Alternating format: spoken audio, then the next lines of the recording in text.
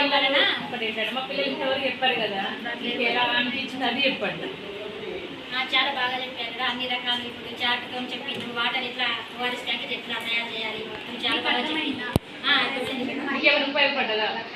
Madam మీరు ఇప్పుడు కమ్యూనిటీలోకి వెళ్తారు కదా, పిల్లలు వాళ్ళకి అందరికీ చెప్పాలి ఓఆర్ఎస్ ఎట్లా ప్రిపేర్ చేసుకోవాలి, ఓఆర్ఎస్ ఎప్పుడు తాగాలి, ఎంత తాగాలి అవన్నీ మీకు అర్థమైంది కదా. మీకు అర్థమైతే మీరు మళ్ళీ వాళ్ళకి చెప్తారు. ఏమేమి నేర్చుకున్నారు? మా పిల్లలు ప్రోగ్రామ్ కండక్ట్ చేస్తారు కదా, వాళ్ళ ద్వారా మీకు ఇంకా తెలియని విషయాలు ఏమైనా తెలిసాయా? మీకు మీ అనుభూతి ఎలా ఉంది? పిల్లలు చెప్పింది నీకు ఏమర్థమైంది? మీకు చాలా విషయాలు, చాలా ముఖ్యమైన విషయాలు అంటే మనకు అందరికి కూడా తెలుసు, కానీ తల్లులకు కూడా తెలుసుంటుంది. అందరూ ఇప్పుడు స్టడీ పర్సన్స్ కాబట్టి, కానీ కొంతమందికి తెలియదు, తెలిసినా కూడా తెలియనట్టే ఉంటారు. కాబట్టి చాలా మంచి విషయాలు చెప్పింది స్టూడెంట్స్ అందరూ.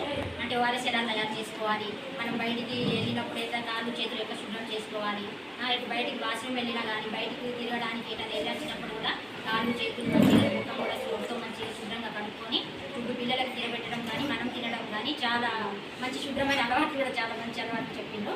పిల్లలని ఎలా చూసుకోవాలని, పిల్లలకి చిన్నపిల్లలకి ఎక్కువ శాతం తెలియదు కాబట్టి చిన్నపిల్లలకి కూడా జాగ్రత్త చేయాలి కూడా చాలా బాగా ఈ చాట్ ప్రకారం కూడా మంచిగా చేయాలి.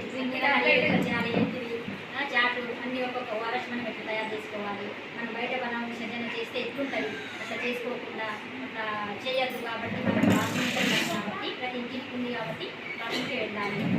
ఇట్లా చాటు ప్రకారంగా చెప్పింది కాబట్టి కొంచెం తెలియని వాళ్ళకు కూడా చాలా మంచి చాలా బాగా చెప్పింది మేడం. థ్యాంక్స్ అని చెప్పండి అందరూ. Thank you madam. Thank you.